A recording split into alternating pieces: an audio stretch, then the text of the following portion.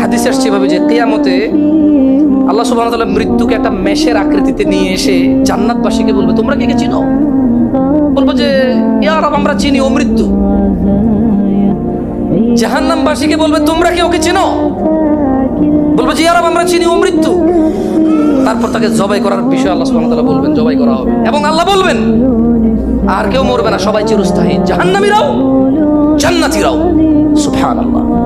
তো ওই ফেরেশতাদেরকে যদি ডাইকা বলে, ইয়া মালিক, তোমার রবকে বলো আমাদের শেষ করে দিক, তো এটা সম্ভব? এটা হবে? সে কি আর মরবে ওখানে? লা ইয়ামুতুনা ফিহা ওয়ালা ইয়াহইয়া।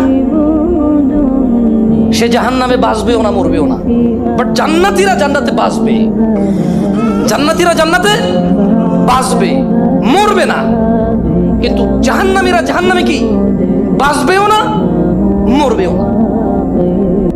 হাদিসে আসছে এভাবে যে কিয়ামতে আল্লাহ সুবহানাহু ওয়া তাআলা মৃত্যুকে একটা মেষের আকৃতিতে নিয়ে এসে জান্নাতবাসীকে বলবে, তোমরা কে কে চিনো? বলবো যে ইয়া রাব, আমরা চিনি ও মৃত্যু।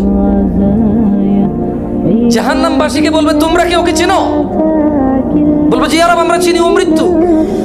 তারপর তাকে জবাই করার বিষয়ে আল্লাহ সুবহানাহু ওয়া তাআলা বলবেন, জবাই করা হবে। এবং আল্লাহ বলবেন, আর কেউ মরবে না, সবাই চিরস্থায়ী, জাহান্নামীরাও জান্নাতীরাও। সুবহানাল্লাহ।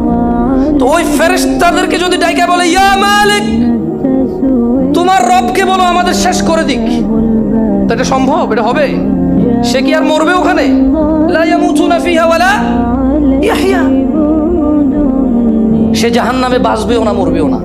বাট জান্নাতীরা জান্নাতে বাঁচবে, জান্নাতীরা জান্নাতে বাঁচবে, মরবে না।